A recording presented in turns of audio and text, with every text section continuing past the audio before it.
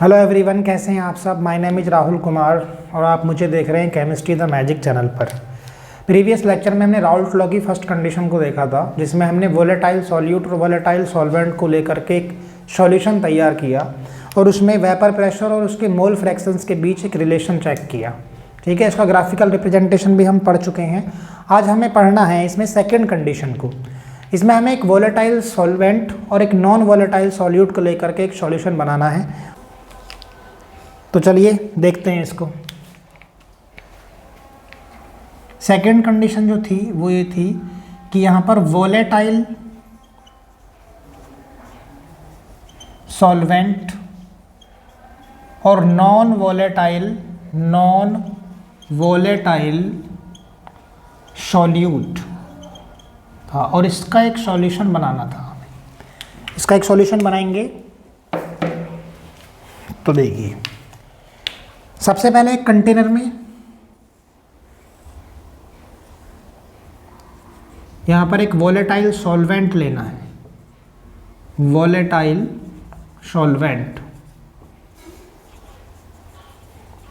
मान लीजिए ये क्या है, एक ए टाइप का सॉल्वेंट है। तो जब ये वोलेटाइल है तो क्या होगा, वेपर बनाएगा और वेपर सरफेस से ही बनना शुरू होती है, सरफेस से ही बनती है वेपर। तो यहाँ से इसकी वेपर बनेगी और ये ऊपर से कवर है तो क्या होगा, ये ऊपर से टकरा करके वापस से इस पर इसकी सरफेस पर एक प्रेशर एक्सर्ट करेगी। मान लिया वो प्रेशर क्या है, PA नोट। ये हम प्रीवियस लेक्चर में भी पढ़ चुके हैं। ठीक है, अब मैं एक दूसरा कंटेनर लिया हमने और ये जो हमारे पास सॉल्वेंट है इसमें एक नॉन वोलेटाइल सॉल्यूट को ऐड करके एक सॉल्यूशन बना दिया। ठीक है, मतलब कि या ये क्या था, वोलेटाइल सॉल्वेंट है प्योर फॉर्म में, हमने इसमें एक नॉन वोलेटाइल सॉल्यूट को ऐड कर दिया। तो दूसरे कंटेनर में ले लेते हैं इसको, यहाँ पर अब इसमें एक ये इस तरह से शो कर देते हैं इसे। ये किसके पार्टिकल्स हैं, नॉन वोलेटाइल सॉल्यूट के, यानी बी टाइप के पार्टिकल्स।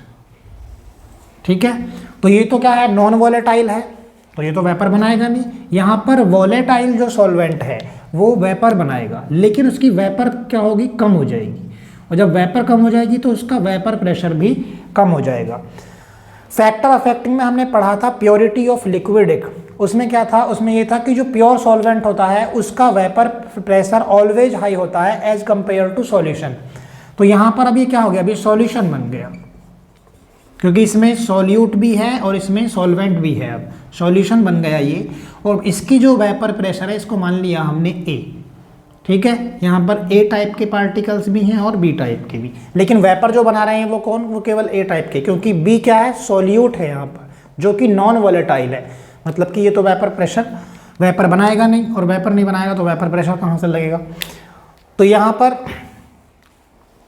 इसका वेपर प्रेशर हो गया PA। अब हमें यहाँ पर ये चेक करना है कि इसके वेपर प्रेशर में कमी कितनी आई। ठीक है, जब ये वोलेटाइल सॉल्वेंट था, मतलब प्योर फॉर्म में था, तब इसका वेपर प्रेशर क्या था, और जब इसमें हमने एक नॉन वोलेटाइल सॉल्यूट को ऐड कर दिया तो इसके वेपर प्रेशर में कितनी कमी आई, हमें यही देखना है इसमें सेकेंड कंडीशन में। और इसी को हम बोलते हैं relative lowering of vapour pressure. Relative lowering of vapour pressure बहुत इंपॉर्टेंट है और यहाँ से क्वेश्चंस भी पूछे जाते हैं, जो कि क्या है, कॉलिगेटिव प्रॉपर्टी है। इसको हम RLVP भी लिखते हैं। ये क्या है, कॉलिगेटिव प्रॉपर्टी है।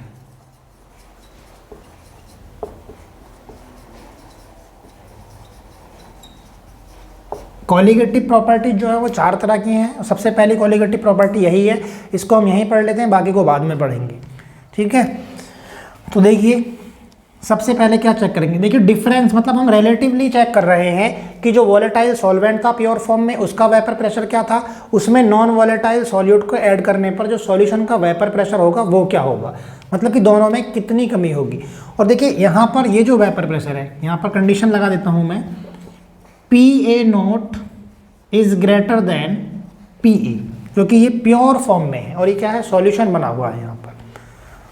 डेल्टा पी, जब भी हम डिफरेंस को देखते हैं तो क्या है, डेल्टा से उसको रिप्रेजेंट करते हैं, और यहाँ पर पी क्या है, pressure.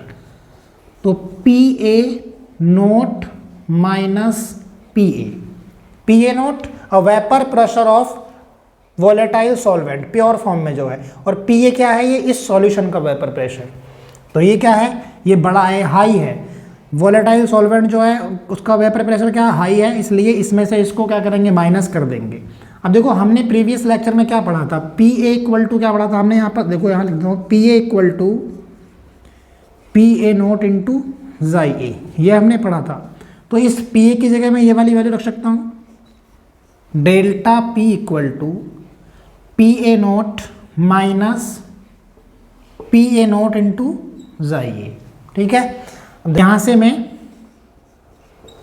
P A note common ले सकता हूँ, तो क्या होगा, 1 माइनस जाई ए। ठीक है, सबको समझ में आता है यहाँ तक। अब देखो हमें पता है कि 1 माइनस जाई ए किसके इक्वल होता है, जाई बी के, ये पता है हमें। तो यहाँ पर 1 माइनस जाई ए की जगह क्या रख दें, जाई बी। तो delta P equal to P A nought into यहाँ पर जाई बी। इस पी ए नोट को इस तरफ ले आओ तो क्या होगा, delta P upon P A note equal to chi B. Chi B क्या है यहाँ पर, मोल फ्रैक्शन ऑफ सॉल्यूट, यही तो होता है। अब देखिए जाई बी को हम कैसे लिख देते हैं, जाई बी इक्वल टू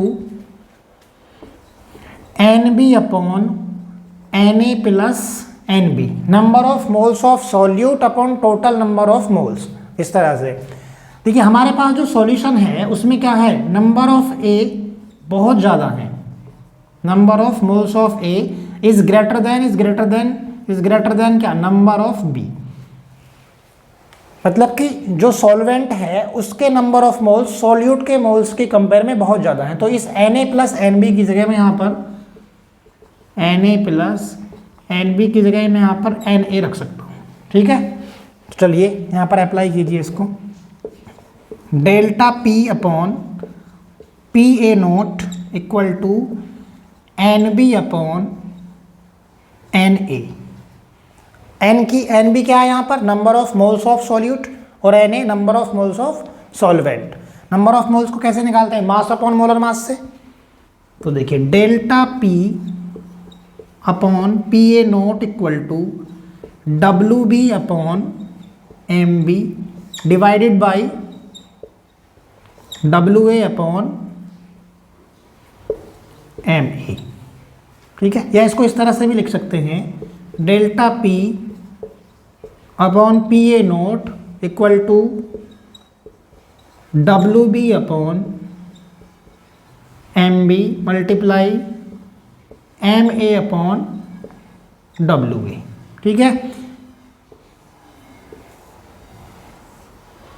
ये आ गया हमारे पास फॉर्मूला। इस फॉर्मूले से क्या है, mass of molar mass of solute इससे कैलकुलेट कर सकते हैं। देखिए राउल्ट्स लॉ की जो सेकंड कंडीशन थी, relative lowering of vapour pressure, वो क्या थी, ये RLVP, ये वाली condition, delta P upon P A note equal to chi B. अच्छा इसको देखो, डेल्टा पी की जगह क्या रख सकते हैं, P A note minus P A, तो इसको ऐसे भी लिख सकते हैं, P A note minus P A upon P A note equal to यहाँ पर जाई बी। तो इसे इस तरह भी लिख सकते हैं। ठीक है, सबको समझ में आती है बात। अब देखिए यहाँ पर ये क्या क्या है, इसको मैं एक बार इधर लिख देता हूँ।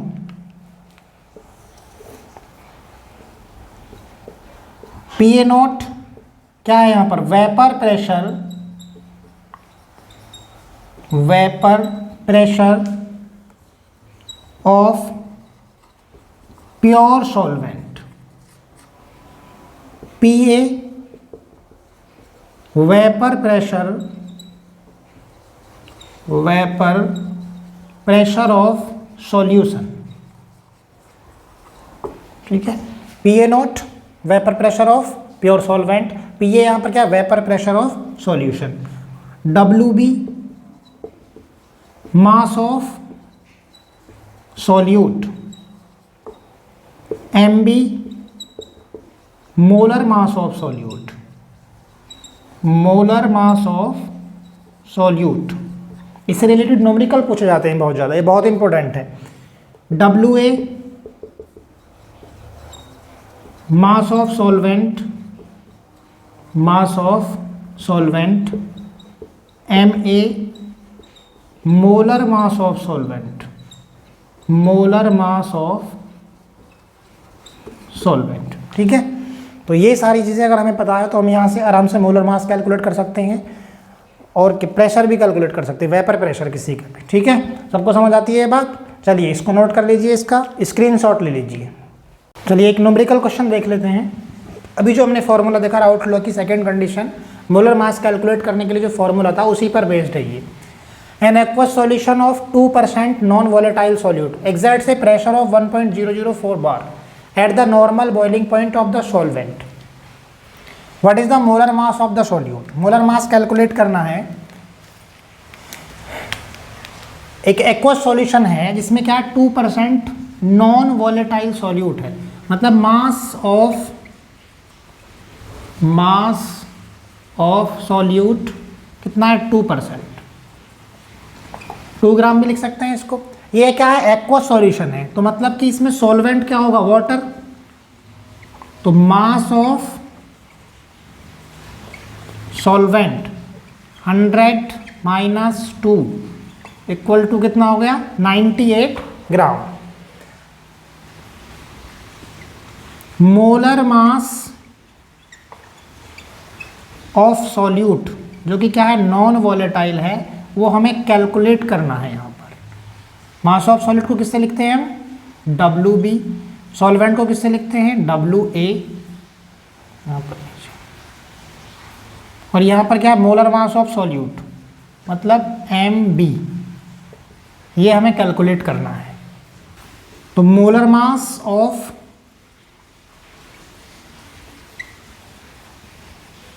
सॉल्वेंट क्या होगा Ma, सॉल्वेंट क्या है वाटर, वाटर का मोलर मास कितना होता है 18। अब देखो यहां पर vapour pressure of solution PA कितना है ये 1.004 बार, 1.004 बार।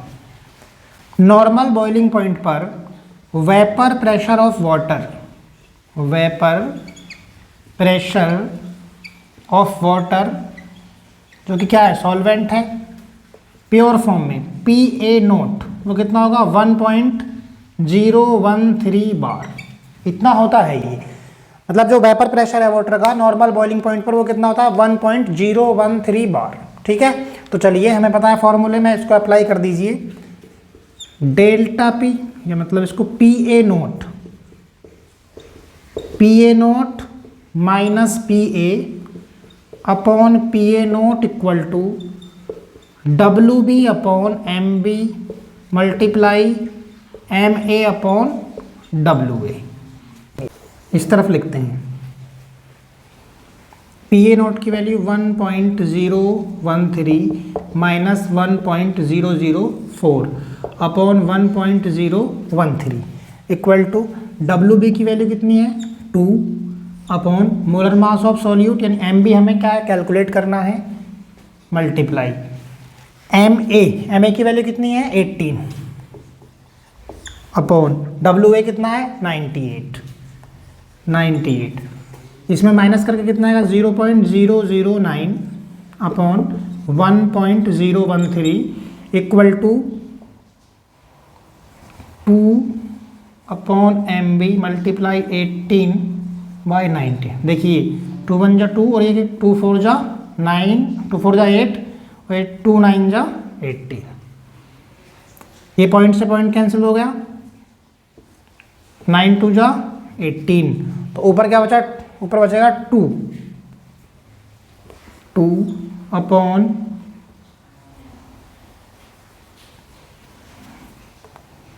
1/1013 इक्वल टू 2 अपॉन MB। ये क्रॉस मल्टीप्लाई कर लीजिए, ये हो जाएगा इक्वल टू